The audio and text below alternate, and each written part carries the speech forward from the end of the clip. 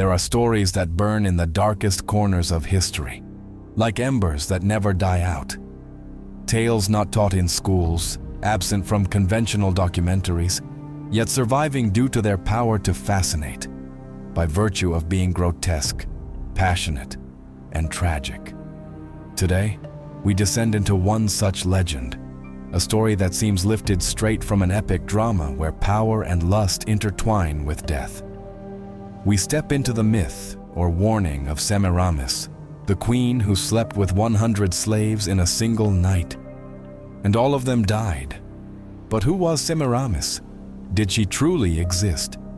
And what kind of woman or monster was capable of such a deed? In the vast region of ancient Assyria and Babylon, Semiramis appears shrouded in mystery. Some sources describe her as an extraordinary queen and strategist, visionary, even deified. Others claim she was a boundless seductress, a symbol of decadence, tyranny, and excess.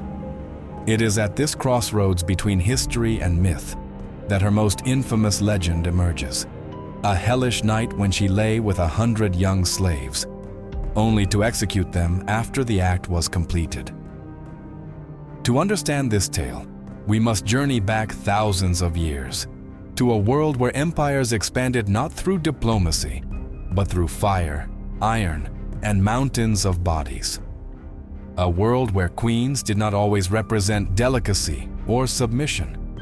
According to classical chroniclers like Diodorus Siculus, Semiramis was not only the queen of Assyria, but also the legendary founder of Babylon, the woman who commissioned magnificent constructions and stood face to face with kings and warriors. It was said that her beauty was as imposing as her cruelty. No man could resist her or survive her. The most disturbing legend tells that, at the peak of her power, Semiramis ordered the 100 youngest, strongest, and most attractive slaves in the palace to be gathered. No one knew for certain why. Some thought it was to form a personal guard. Others speculated they would be used in some spectacle. But the queen had other plans.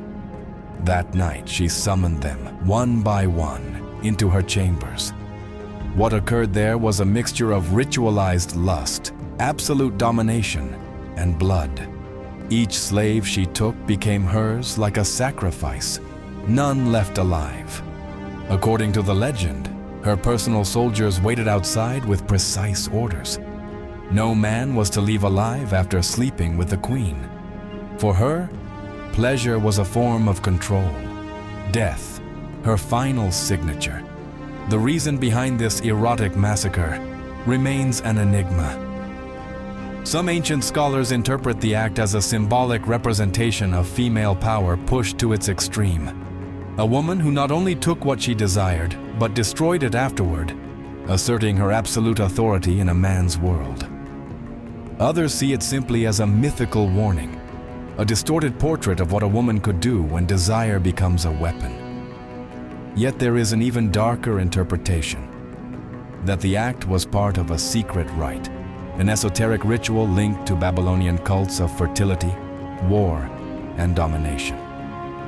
In some versions of the story, Semiramis didn't sleep with the slaves merely out of desire, but to absorb their vitality, their life force. Each body, each muffled cry in the night, was an offering. A price paid to grant her more years of youth, more power over her empire. The scene is so shocking that many dismiss it as exaggeration, a propagandistic fable invented by Greek chroniclers to discredit Eastern queens. And yet, there is something unsettling about how this story has survived millennia, repeated and adapted by cultures vastly different from one another. Could there be a seed of truth hidden beneath the myth? Could this tale conceal something deeper and more disturbing behind its scandalous veil? Because what we do know is that Semiramis was no ordinary queen. Her conquests, real or imagined, placed her among the most fascinating and controversial figures of antiquity. She was said to have built entire cities, challenged Egypt and Persia, and inspired legends of goddesses like Ishtar and Astarte. While historians still debate her existence, her shadow looms so large that even the most sober chronicles speak of her as a being who transcended humanity.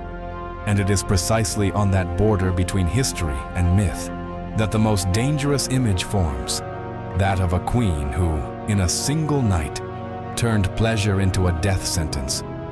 What drove Semiramis to do it? Was it sheer sadism or something far deeper? What happened after that tragic night marked a point of no return in her reign. Because like any bloody act, that orgy of power carried consequences even she could not anticipate. The night the 100 slaves were sacrificed marked a turning point for Semiramis' rule. For years, she had cultivated an image of absolute power, a mix of divine majesty and unquestionable leadership. But from that night of death onward, fear began to morph into suspicion, and devotion into uneasy silence. Rumors spread through the palace like a slow-burning fire. The servants didn't speak, but they watched.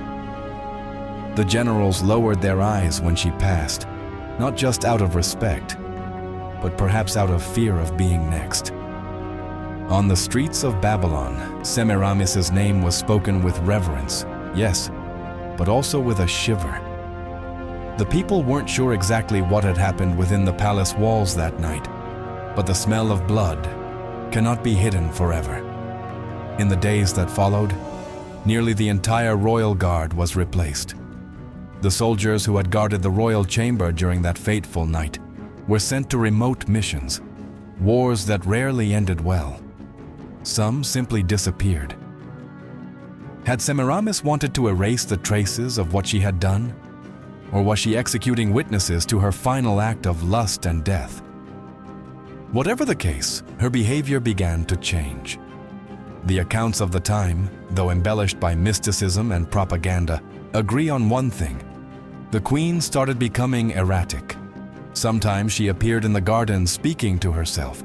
Other times she locked herself away for days without receiving even her closest ministers. Decisions regarding the kingdom grew increasingly impulsive, more brutal. Unexpected taxes, public punishments, macabre spectacles, religious celebrations, once solemn and orderly, took on a more theatrical tone, with processions filled with sexual symbolism and animal sacrifices bloodier than usual. The priests, those who once revered her as a divine envoy, began to grow uneasy. Because in Babylon, where kings were also interpreters of the god's will, behavior that disrupted the cosmic balance could be catastrophic. And what Semiramis had done, if the rumors were true, was not merely a sin of the flesh, but a spiritual transgression. She had broken the sacred cycle between life and death, using sex not to give life, but to take it. Some ancient texts suggest the queen never repented. Rather, after that night, she felt invincible. Those 100 slaves had been only the beginning of a deeper quest. Immortality through desire, absolute dominion over others' bodies and souls. It was said she had begun consulting forbidden oracles, searching for knowledge from lost civilizations, experimenting with poisons and elixirs. One of the most unsettling accounts claims that for weeks, Semiramis dreamed of the slaves' faces, not as nightmares, but as erotic and sacred visions. As if in each death, she had received a fragment of energy now flowing through her body. And so, the kingdom's advisors began to fear something worse than madness, that their queen was trying to become a goddess. The architecture of Babylon began to change. New temples were erected dedicated to lesser-known deities, many of them female and terrible, associated with fertility and death. The Temple of Ishtar, once among the most revered, was renovated with erotic symbolism. Semiramis ordered a colossal statue of herself in divine form, nude, with snakes in her hair and a cloak of skulls. At its base, an inscription read, "I take what I desire.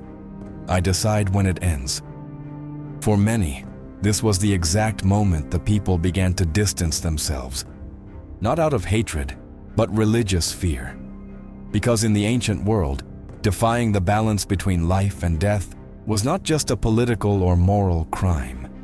It was a cosmic error. And if the queen intended to take the place of the gods, the consequences could drag the entire nation into ruin. Despite this, she still had defenders. Some saw her as the embodiment of order through terror. Others simply dared not speak out. But in the shadows, opposition began to stir. Nobles, generals, and even some priests began holding secret meetings. They knew an empire ruled by a woman who believed herself immortal could not last forever. And all the while, Semiramis remained locked within her palace of marble and fire, speaking with visions, dreaming of the 100 slaves who had given her their lives, believing herself indestructible. But fate, even for kings who see themselves as gods, always finds a crack. And that crack began to open the day one of her slaves survived. Semiramis had built her reign upon desire and death. She had made her body an altar, and every lover a sacrifice. 100 men, one night, an act unmatched. So told every chronicle, so repeated those who feared, and so believed the queen herself. But what no one imagined was that one of those slaves did not die. One of the 100 bodies destined to oblivion awoke in the shadows, covered in blood, barely breathing, and holding a secret that could destroy everything. His name does not appear in official records. There are no statues nor chronicles that mention him. He was intentionally erased from history, as if his very existence represented a threat that had to be hidden at all costs. But in certain apocryphal manuscripts, in papyri hidden beneath centuries of dust, there is mention of a young man named Zadim. Zadim was neither the strongest nor the most handsome among the 100. In fact, he had been included in the group of slaves almost by mistake, as a last-minute replacement. He was agile, discreet, and had served for years in the royal stables. He was neither noble, nor educated, nor a warrior, but he possessed something others did not: a strange immunity to poisons. Since childhood, he had survived bites, deadly fungi, and even the sting of a desert cobra. No one knew why. Simply put, his body did not succumb to common poisons. On the night of the massacre, Zadim was one of the last to be summoned. He had already seen dozens enter the queen's sanctuary and never return. When his turn came, he did not tremble, nor did he speak. He walked silently toward the altar of desire and death. What happened inside cannot be reconstructed precisely, but according to hidden texts, Semiramis offered him wine laced with a deadly potion, the same that had killed the others. Zadim drank, but did not die. Convinced the poison would take effect within minutes, Semiramis dismissed him with a final kiss, just as she had with the rest. Zadim fell to the floor feigning convulsions and was dragged outside by the guards. His body was thrown among the corpses into an underground chamber. But there, in the darkness, the young man awoke. He breathed, and he understood he possessed something no one else had: a second chance and the truth. For days he remained hidden deep within the palace, surviving on dirty water and scraps of bread.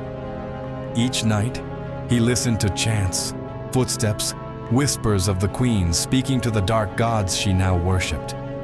He realized something was brewing, and more importantly, he understood he was no longer just a slave. He was the only living witness to the atrocity Semiramis had committed. And if anyone could bring down the woman who believed herself a goddess, it was him. Zadim escaped through a service passage, aided by an old woman who had known him since childhood. He took refuge in Babylon's lower quarters, where legends traveled faster than swords. There he began telling his story, first in hushed tones, then with growing conviction. Soon, exiled priests, former counselors, and even banished warriors started gathering around him. They wanted to hear from his lips what everyone suspected: but no one dared to say that Semiramis was guilty of ritual murder, that she had profaned divine law, and that a living soul could prove it. But speaking was not enough. If they wanted the people to rise up, if they wanted the gods to break their silence, they needed evidence. They had to expose the queen from within, and for that, Zadim had to return to the place where he nearly died. That was when the first plan to infiltrate the palace was organized. Disguised as a mute servant, Zadim returned to the marble corridors where his blood had once spilled. He carried with him a symbol engraved by the ancient priests, a talisman of protection and testimony. His goal was not to kill the queen, not yet, but to find documents, rituals, remains. Any evidence proving what had happened was not delusion, but a tangible crime, an act of imperial heresy. What he found in the palace's secret archives was darker than he had imagined. Manuscripts containing precise instructions for the ritual, records of the chosen slaves, ages, measurements, identifying marks, star charts, notes written in blood, and most disturbingly, an incomplete list. Of the 100 names, only 99 were crossed out. Semiramis had known. She had sensed it. Something within her warned that one had survived. And because of that, since that night, she had slept with a dagger beneath her pillow. Zadim left the palace knowing time was running out. His very existence was a countdown for Semiramis. Soon, the people would speak. Soon, the temples would divide. Soon, war would no longer be fought only with knives. It would become a battle of faith. And as tension rose in the streets of Babylon, the queen began to have visions of fire, and a forgotten prophecy started to unfold. The air of Babylon grew thick, as if the city itself breathed with difficulty. Days burned under an unusual sun, and nights brought dry winds that stirred the priests' robes like omens of something ancient. In the temples, oil lamps flickered with strange irregularity, and some claimed to have seen shadows move on their own among the idols. It was as if something awakened beneath the earth, something neither man nor God, but an ancient punishment stirring. Meanwhile, Semiramis began to be haunted by dreams of fire. In them, she saw herself surrounded by burning bodies, while a faceless figure pointed at her with a blazing hand. Her palace melted like wax, and her throne was devoured by red tongues of flame. Upon waking drenched in sweat, she rushed to consult her oracles, who refused to interpret the visions. Some even feigned illness to avoid seeing her. Others simply disappeared. It was then that she decided to open the most secret chambers of the Temple of Ishtar. There, buried in stone, lay the prophecy of fire, an ancient forbidden text written in times before the flood.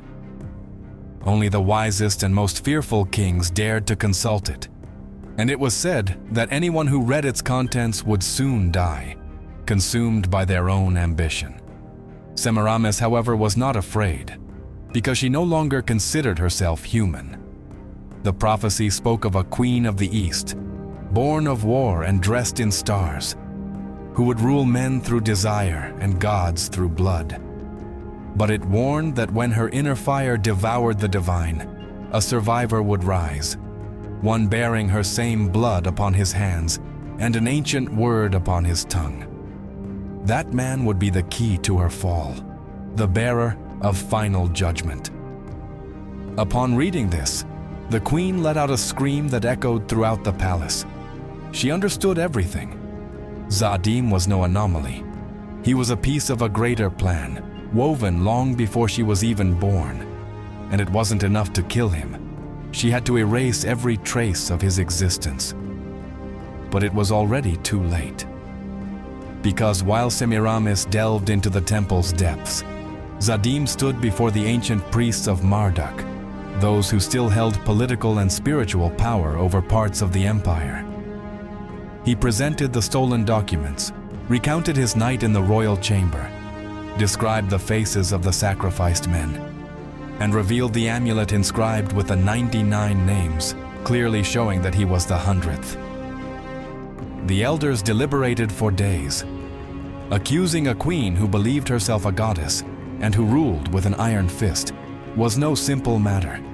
But in the end, they realized it was not just about justice, it was about restoring the cosmic balance.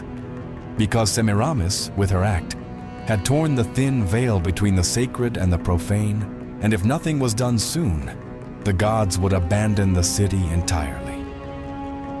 Thus was born the boldest plan yet, a public trial against the queen.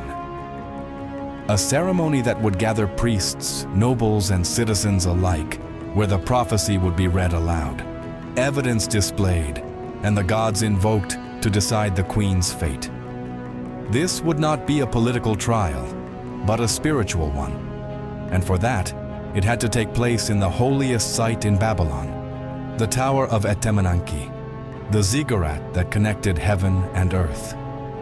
Semiramis, informed by her spies, learned of the plan days in advance, but rather than flee or retaliate, she accepted the trial. She ordered her generals not to interfere, and her servants to prepare her ceremonial robe. Some thought she was surrendering. Others believed she trusted in her divinity. But the truth was far more unsettling. Semiramis believed the trial would not mark her end, but her final ascension. On the eve of the event, the entire city trembled. Animals hid, and children cried without reason. The temple doors opened on their own, and a strange rain of ash fell for hours. Elders whispered that the gods were descending, and that the Queen of Fire would finally be judged for what she truly was. And then, at dawn, the sacred drums sounded. Thousands of citizens gathered on the steps of the great ziggurat, as columns of incense rose to the sky like whispers from forgotten centuries. Zadim appeared wearing a white robe and a stone mask over his face. Semiramis, meanwhile, arrived alone, without escorts, dressed in deep red, with her hair loose and a crown of serpents. Her gaze was steel, her smile almost celestial. When both stood before the main altar, the eldest priest raised the scroll of prophecy and spoke with a trembling voice. "Today the gods look upon us. Today we shall know whether among us walks a queen or a punishment disguised as beauty." But what no one expected was that the trial would not only determine the fate of a woman, but the fate of an entire empire. The murmurs of the crowd fell into absolute silence as the elder priest unfurled the scroll of the prophecy of fire. Only the wind spoke now, moving the garments of the attendees as if spirits were present. Semiramis stood firm, eyes forward, unblinking, while Zadim, standing before her, felt the weight of 1,000 gazes and the fire of truth burning in his chest. "On the appointed day," the priest read, "when blood has touched the skin of the gods and the queen defiles the threshold of heaven, the last one shall come, the undying witness, and with him the heavens shall be torn apart." Each word of the sacred text echoed across the stones of the ziggurat. Though many in attendance did not understand the details, all could feel the gravity of the moment. The legends of old suddenly seemed alive. The air carried the weight of an ancient destiny, and even the most skeptical began to wonder whether the woman who ruled them was human, or a punishment incarnate.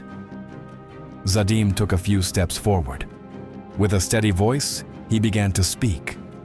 He recounted the night of the ceremony, how he was led into the sanctuary with the other slaves, how he saw many die before him, how he drank the poisoned wine, how he feigned death, and how he awoke among corpses. He did not waver. He did not exaggerate. He simply told the truth, his eyes still carrying the pain of it. He presented the documents, the incomplete list, the ritual diagrams, the records of the marked slaves. He showed the amulet inscribed with the 99 names. And then, he removed the stone mask, revealing his face to the people. A stifled cry rippled through the plaza. Many had heard his story, but none had imagined the survivor stood before them. Not a spirit, not a myth, but a real man, flesh and bone. The priest looked at Semiramis. It was her turn. She could speak, defend herself, deny everything or proclaim her divinity, but she did none of that. She only smiled, a smile not of fear or arrogance, but of certainty. "Do you want the truth?" she said, her calm voice echoing like thunder. "Very well, you shall have it. I chose them, I undressed them, I offered them, and yes, I killed them, because they were dust, and I am flame." A shiver passed through the crowd. It was the most brutal confession anyone could imagine. But it was not a plea, nor an act of repentance. It was a declaration of power. Semiramis did not deny being a murderer. She claimed her throne in blood. "I do not hide. I do not ask for forgiveness, for I am the Queen of the East, loved by the gods and feared by kings. I am desire and judgment, pleasure and punishment. And if I must burn, I will burn as a star, not as a criminal." Zadim stared at her without blinking. Inside him, fury burned, but so did compassion. What stood before him was no longer a woman. It was an empty creature, consumed by her own myth. A queen turned symbol, incapable of recognizing the humanity in others, or in herself. The priest raised both hands. He invoked Marduk, Ishtar, Shamash, every god of the heavens. The crowd repeated their names in desperate unison, and in that moment, the sky answered. A gust of wind shook the altar. The clouds darkened, and lightning split the air in two, striking the summit of the ziggurat. Everyone fell to the ground. Many fled, others wept. The earth trembled. Amidst the chaos, Semiramis stretched out her arms and cried, "You see, they have chosen me. I am eternal fire. I am the queen who will burn to be reborn." But instead of ascending, she began to burn. Her red robe ignited spontaneously. Her skin crackled like parchment. And yet, she did not scream. She did not beg. She only laughed as her body turned to ash before the people. Zadim stepped forward, trying to stop the inevitable. But a voice within told him not to. That this was the true judgment. That it was no longer he who spoke, but the justice of the gods. When the flames died down, only her crown remained. The serpent headdress, blackened but intact. No one dared touch it. The priest spoke one last time. "The Queen of Fire has been judged, and Babylon is cleansed." But deep within the ziggurat, something else stirred. Because the ancients always said that the death of a goddess leaves a void, and that void never takes long to fill. And so, while the people celebrated the end of Semiramis's reign, Zadim began to dream of the same visions of fire, as if her dark legacy had not yet ended. Babylon awoke under an unsettling calm. Ashes from the trial still floated over the streets like sacred dust. Some collected them in jars, believing they held power. Others swept in silence, fearing that keeping even a trace of Semiramis might invite her curse. But all knew something had changed.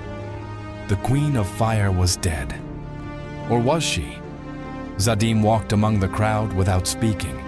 He was a hero, a symbol, a survivor. But he didn't feel saved, not redeemed. Deep down, he felt the weight of something he couldn't name. Since Semiramis's death, his nights had been filled with impossible images. Fields of blood, collapsing towers, an empty throne surrounded by faceless women chanting his name. The most disturbing part wasn't the content of the dreams. It was that with each passing night, they felt less like visions and more like memories. "You were not the 100th slave by chance," a voice whispered in his sleep. "You were chosen to receive what she left behind."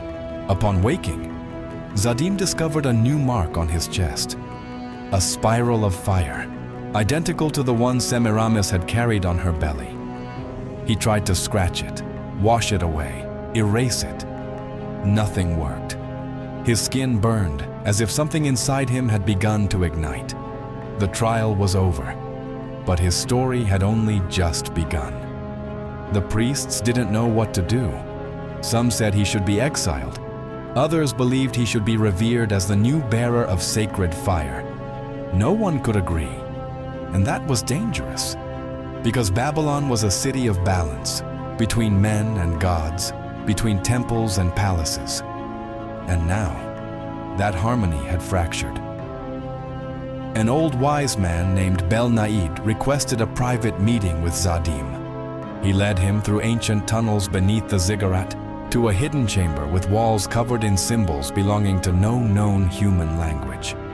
There, by the light of an oil lamp, he revealed the truth no one dared speak aloud.